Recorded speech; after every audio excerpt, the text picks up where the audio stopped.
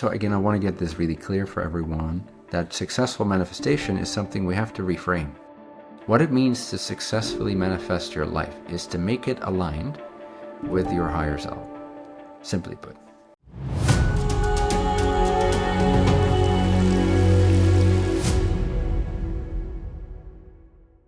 I listened to your videos regarding the holistic path, and actually what I'm trying to manifest in my physical and mental reality, it's in order to make me able to go, let's say for this Zenith retreat. Basically my physical desires are to make,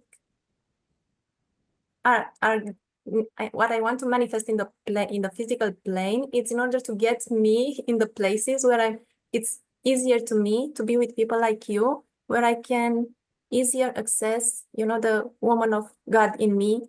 So I think I'm getting it downwards, backwards somehow. I want to be there. So in order to be there, I need to be able to make something in the physical so that I can get higher, there in the Zenith place. Cool. This is directly there, it's perfect, but I don't know which is the shortest way to do it. So that's why I'm interested in 3D manifestation, so that I can get in becoming the woman of God that I want to remember or to recognize more of. So this is my holistic approach. Excellent. Good. And great specific example that helps give context and something that we can practice with more specifically. So again, I want to get this really clear for everyone that successful manifestation is something we have to reframe. What it means to successfully manifest your life is to make it aligned with your higher self, simply put. Forget about all the levels, but let's say just higher self, lower self, or faster self and slower self. We want to align our manifestation with our highest potential. And usually that's of a spiritual nature at the end of the day. It's of the higher level natures. Using this, like you were saying, as the mirrors, as the play in which we can express it, mirror ourselves, learn, accelerate, and so on. So if we want that flow, if we want that true abundance, if we want that manifestational power, then it is a matter of aligning. So how do you align to what's already there for you? And let's use your specific example here. So you want to attend the Zenith retreat, and that feels exciting to you, right? You can just nod. So there's an excitement there, there's a calling. Now, what you want to watch for is the immediate response that happens within yourself. So I'm teaching you how to optimize aligning your manifestation with what you truly desire. And a thing to notice is that almost immediately, if we haven't trained ourselves enough yet, what happens is there is some kind of a lack response that comes up in us in response to the excitement. So the first thing is you hear me talk about the Zenith retreat. You hear the announcement. That's the first perception.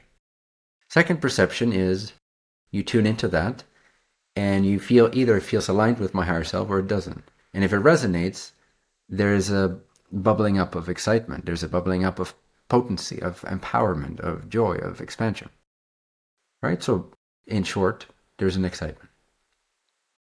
And then almost immediately for most people, there is a response of, okay, but how? So, and this is where your question probably comes from, at least to an extent.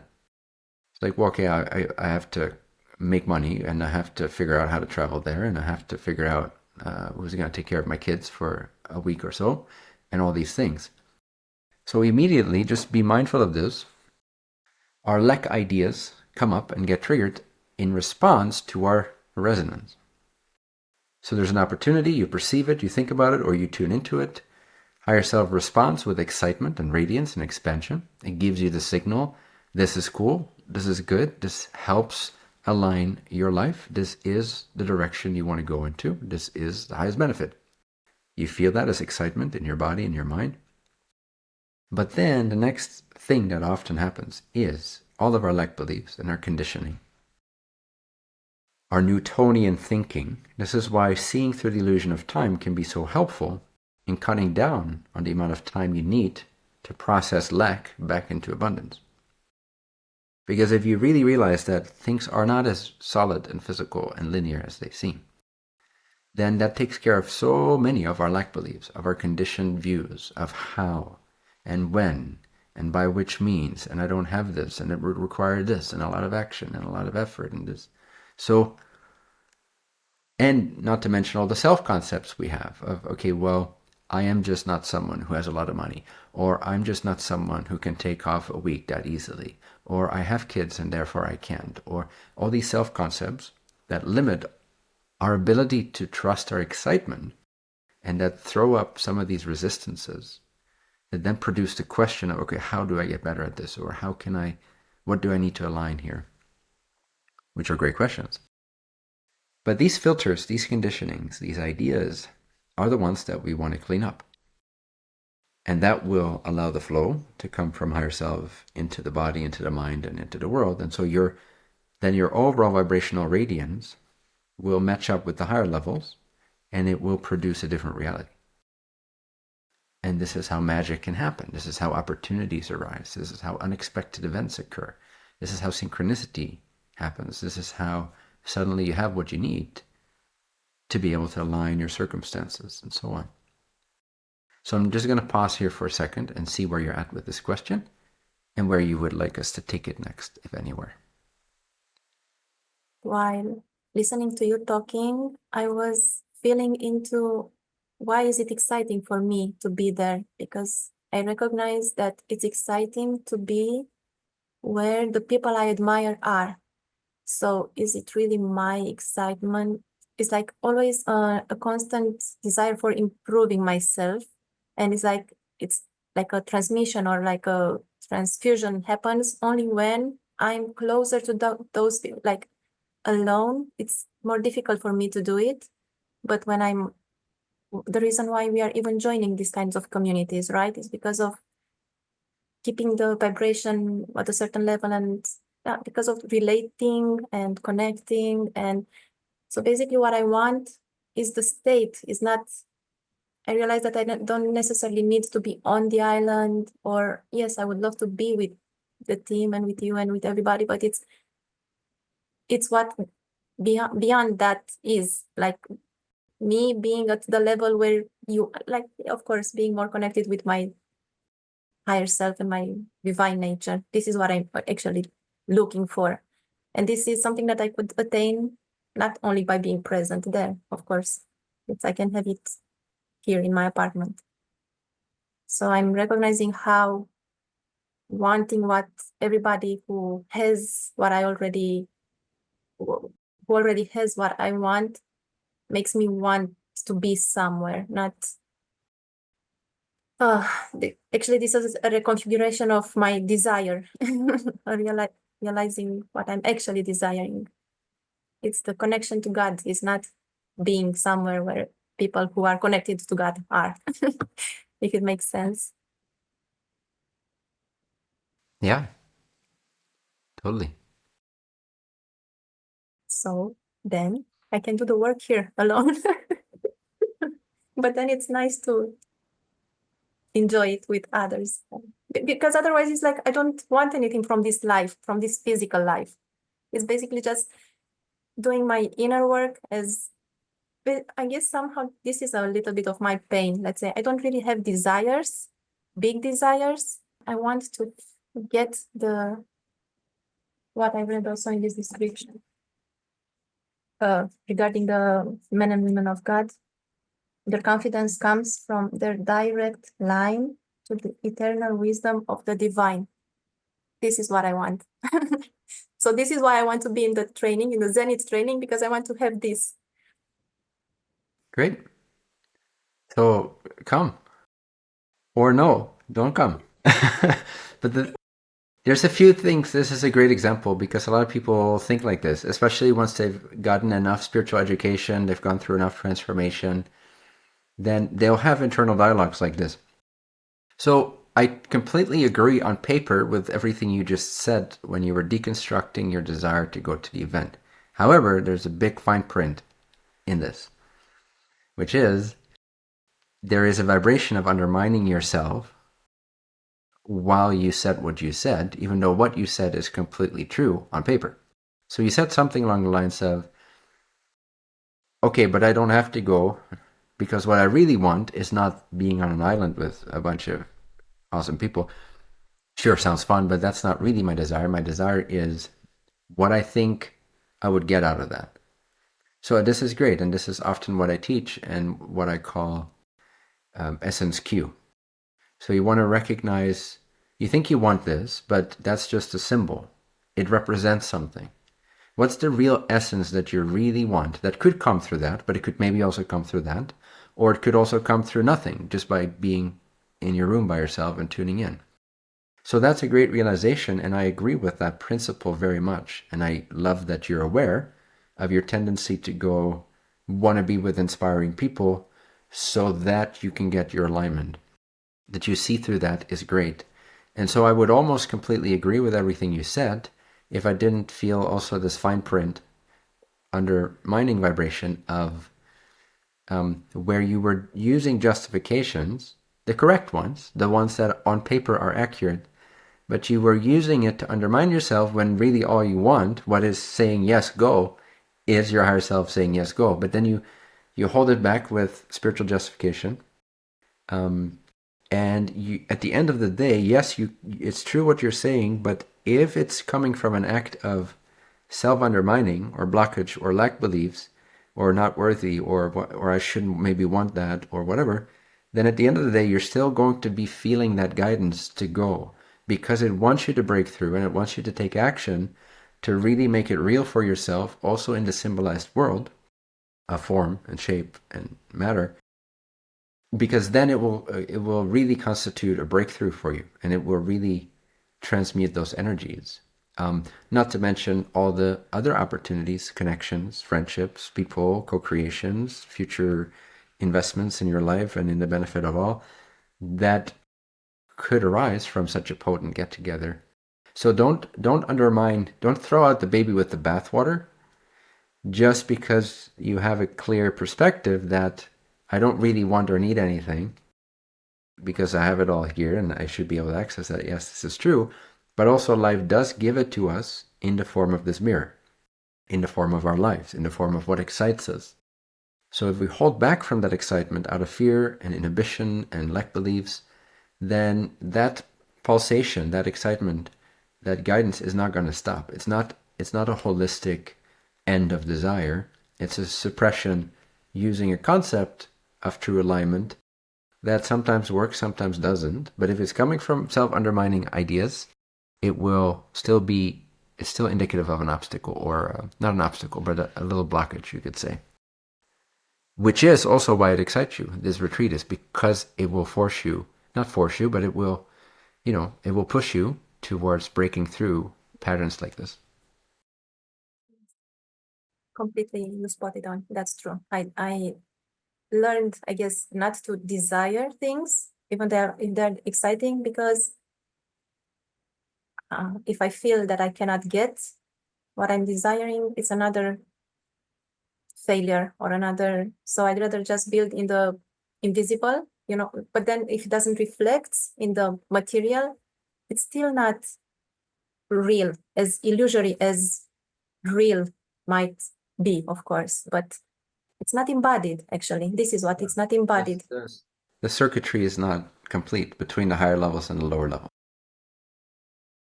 Great. Yes. Just a small note, like the constructive interference that you mentioned, it's like, yes, when ripples, just, or maybe even this kind of voicing my desire here now, maybe, the field, the contribution with maybe some other people who say, okay, Anka, you are worthy to go there, or whatever, you deserve to go, and we support you, or whatever, maybe some ripple effect is causing. And if I might have a small, another question relating to this, if you still want to answer. Small question. Go ahead.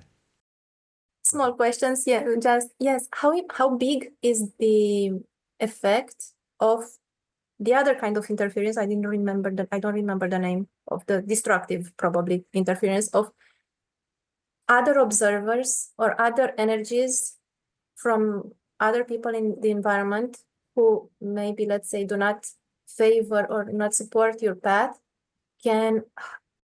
How much, or I don't know, do they have power? They definitely have power. I guess I'm just making my own reasoning now. They have power to whatever extent that you can consciously or unconsciously agree to their vibration. So again, this is a similar case to like, okay, I know I should not be affected by other people. So therefore, let me not change my circumstances because I don't have to, because it's all in me and it only affects me if I agree to it. But that's, it can again be throwing out the baby with the bathwater. Whereas if you just fucking change your circumstances and you just stop hanging out with the people that bring you down and you start hanging out with the people that elevate you, that's also a way of gifting yourself greater access to what you are and not trying to fight uphill from a concept of I should be able to know this or do this or stay unaffected. It's nearly impossible. Like even for me, I make sure that I don't stay in dense urban areas like cities for too long, both for my own well-being on different levels, but also because it's dangerous to be a mirror in a city. But that's a topic for some other time. So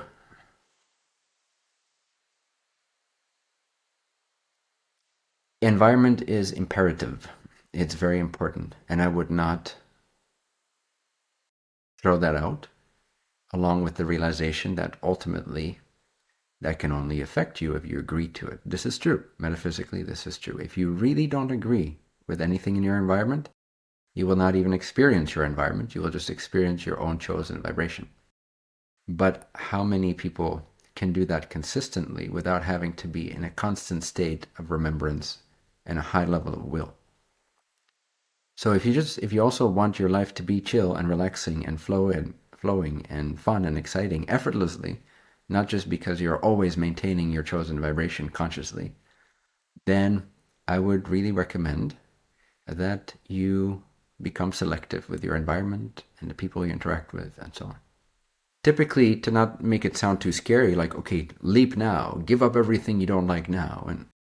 And I recommend a phase of about 6 months where you try to transition in those 6 months to a state that feels properly in alignment with you on all levels of your being, to the best of your ability. If you don't completely succeed, that's fine, then you can refine from there. But you can set that marker for yourselves that in the next 6 months, I'm just going to take my time and I'm going to see which elements in my environment I want to eliminate, or I want to upgrade or change or communicate a difference with, and or which elements I want to create that I don't have yet, or maybe a location that I want to move to that will be healthier, and so on. So take your time, make a point out of it, don't just forget about it, but you can set a certain time frame, 3 months, 6 months, even a year. I wouldn't do much longer than that. But 6 months is a good period. So you could use this marker of the retreat as sort of a culmination, as your own zenith of transformation, your own peak of your transformation of aligning everything. And then, speaking again about abundance and manifestation, that's appropriate manifestation. That's how you utilize this automatic mechanism that's already perfectly materializing everything for you all the time by simply stepping in alignment with the higher levels of yourself. So then the flow, the circuitry happens. You're not undermining it. You're not blocking it out of fear. You give yourself 6 months to honestly look at all those fears and everything that you need to discuss with honor and integrity when it comes to other people, your son, relationships, and all that. It's a bit of a process, but the shift is most important. If you are able to shift your conviction now that within the next 6 months, you are resolved to have harmoniously, with integrity, and with great joy on all sides, as much as possible, you have fulfilled this transformation. You have aligned your bodies to your higher self, then that shift will begin to happen. And yes, occasionally you'll have to, jot down some of your fears and look at them a little closer, and that might feel challenging. You might have to have a tough conversation here or there. But if you enter that with the intention of this is going to be joyful, it's going to be harmonious, and you maintain that, and you trust what excites you, then these things are going to come relatively easy. And it's going to be just a great transformational journey for you. Yeah. I just have to also align it with the idea that this is not, let's say, selfish, but it's in the highest Yeah, so that's good another of idea. everyone. Mhm. Sorry. That's another idea for you to let go of. Yes. Yes, because I'm not sure where it's my ego wanting something, my small self, or where is really um my higher self guidance and desire. And yeah, I guess this is shown by the excitement, right? Or by the where Yes, am I aligned to my single live stream when I do these things? Or is it just like, a spiritual ego wanting to become more and more and, leaving people behind and leaving places behind just because this is my path and this is my, and so I still have a bit of work to do with this as well. Like, am great. I, yeah. It's nice to, it's a crucial part of the journey is to become more discerning, able to recognize what is my true resonance, what's my true guidance, and what is my ego trying to escape its own negative definitions about a situation, because that's all it ever is. You never try to get out of a situation from ego. Only excitement tries to get you into a different environment. But the ego wants to run away from the definitions it has, the judgments it has of a certain situation. Let's say you're in a situation that doesn't fully excite you. If that non-excitement is coming from your ego, it will be because you've defined it negatively. So you're in a situation and you perceive lack. You're like, oh, there's a lack of this, there's a lack of that, there's that. So there's negative judgment, and then you want to just escape that. So the ego's excitement is escapism. But when you get the guidance of excitement, it's just a feeling of brightness when you think of something.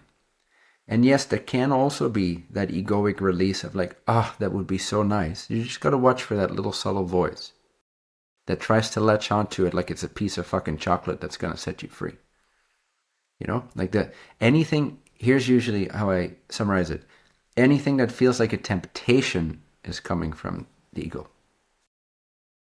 Your excitement doesn't feel like a temptation, it just feels exciting. But often they can wrap themselves around the same object. Let's say you want to come to the Zenith retreat. That is a genuine excitement. It just excites you when you think of that, but then immediately the ego can come in and sort of surf the wave of that excitement by being like, yes, that would be so exciting, and then I can finally escape my reality as it is, and I will finally be free, and then it creates the temptation element. So just discern excitement from temptation, and sometimes they can apply to the same direction, which can be a little confusing. But if it applies to the same direction, don't suppress that direction if you know that there is a true spark of excitement there for you. You don't want to suppress your exciting guidance because there's also some ego involved. Does that make sense? So first and foremost, give voice to, just let it breathe, let your excitement breathe, give it the space and the validity, validate the excitement for the guidance that it is. That's the first step. Because you don't want to suppress that with your ego or with your spiritual ego trying to reel back your slower self ego. You want first to just let the excitement be the excitement. Then if that brings up temptations and projections and escapism, that's okay. Just be aware of those layers. Those are layers added onto the original guidance of excitement. Then you can, on your way towards your excited direction, you can purify those layers. If you don't, there will be little obstacles in the way that are tossed your way. There will be a little day 2 challenge here and there to help you purify those added layers of temptation, escapism, things you don't want to face, conversations you don't want to have, things that you fear and shy away from. But don't suppress the direction of your excitement. Do go in the direction of your excitement with boldness and just be committed to clean up the egoic responses to that exciting trajectory along the way. You don't want to do it the other way around, where you're like, oh wait, I'm going to first try to clear myself of ego before I allow myself to follow my guidance. That never works. It's just a cesspool of more ego, spiritual ego, layers upon layers of definitions. It doesn't work. You gotta trust, even if you're full of shit still, and even if you're selfish in some aspects, and even if you're trying to avoid or escape your fears, you do have to trust what truly excites you. And then let that cleanse you along the way. Just pay attention. Be honest with yourself along the way. You can pause, but never undermine or invalidate what excites you. That should always be the North Star. You can pause. You can take a step back, observe yourself. Hey, am I hijacking this? Is my gremlin hijacking this?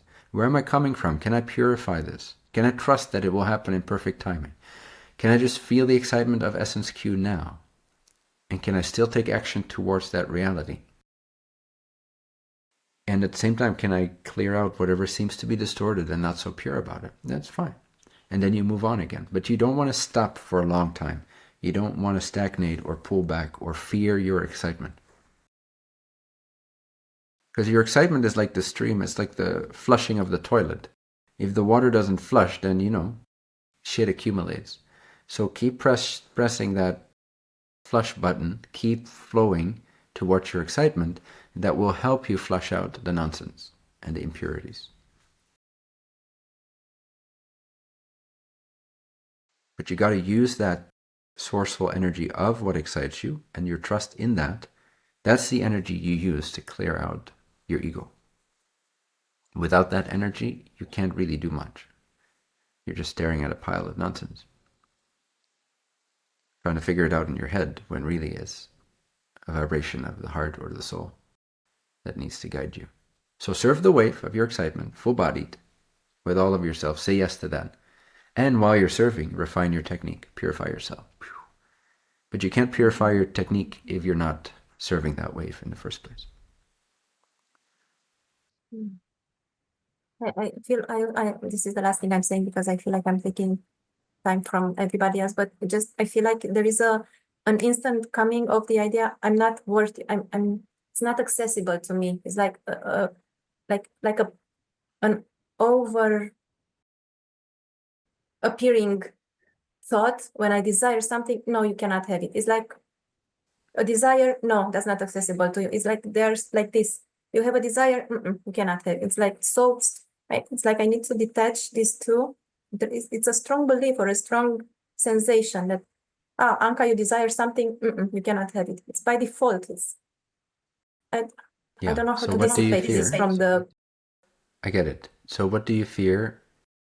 What do you fear would happen if you did trust your truest desires and exciting guidance? So the undermining, self-undermining, self-invalidating thought of I'm not worthy of this, in order for that to stay with you, it needs to sell you something. And you need to buy it. You need to buy into it. So what is this idea selling you? It's selling you a positive. Even though it's a negative thought, it's trying to sell you on some benefit. So do you know what that benefit is? Or what do you fear that this thought is providing you with an antidote for? So you perceive you have a problem. For instance, I could be unsafe, or I could be unloved, or I could appear egotistical, or I could appear unenlightened or selfish. Therefore, the thought comes in, well, why don't you just not go there? Because you don't need it anyway. You can realize it all by yourself in your room, like a boring little life. You don't need anything for yourself that's not pure. And then what it's selling you is the antidote to what you fear, which is to be exposed for being maybe selfish or impure, wanting something for yourself, these kinds of ideas. And then you're buying it because you see the benefit in avoiding that type of exposure. Does this make sense? Yes, it makes sense. And there are many things that are coming up here. That I'm not going to be loved, that I'm not going to be safe, that I'm selfish, Exactly. it's all of it. It's not only one. So, yeah. So just notice that those are just fears. And when these thoughts come up that give you a way out, in this case, If you just tell yourself, hey, I don't really want to go to that retreat, that's just an egoic illusion. So let me just stay here. I don't need to work at that. I'm just going to stay here and stay selfless and pure and underexposed. Notice that you are buying into whatever that's selling you. It's just a fear, but you're buying it. It's like a salesman knocking on your door. Hey, miss, I heard you are afraid to not be loved because you appear selfish for wanting something. I have the perfect antidote for that. Here, you can simply stay home. And you're like, well, thank you so much. Here's $100. That's a great solution. Right? So our gremlins are always selling us something. But it can't do that if you're not buying. Keep your wallet shut. Don't invest. Don't believe it. Thoughts can be thoughts. You don't have to believe them. Just see them as offers. Just shut the door. Nope. Have a good day. Thank you. Bam! In your face, motherfucker. Mm-hmm. Yeah. Become resolute. It's Become also in the resolute. body, and it's so, yeah. Well, it's all levels. You're going to find a new circuitry. You're going to find better healing, stronger Yeah. body, stronger mind. It's all going to connect more. You're going to feel it in your whole body. That's true. That's not what it's about, but that is a side effect. That is a byproduct. Thank you. Thank you. Thank you Thank you. too. Thank you. Bye-bye.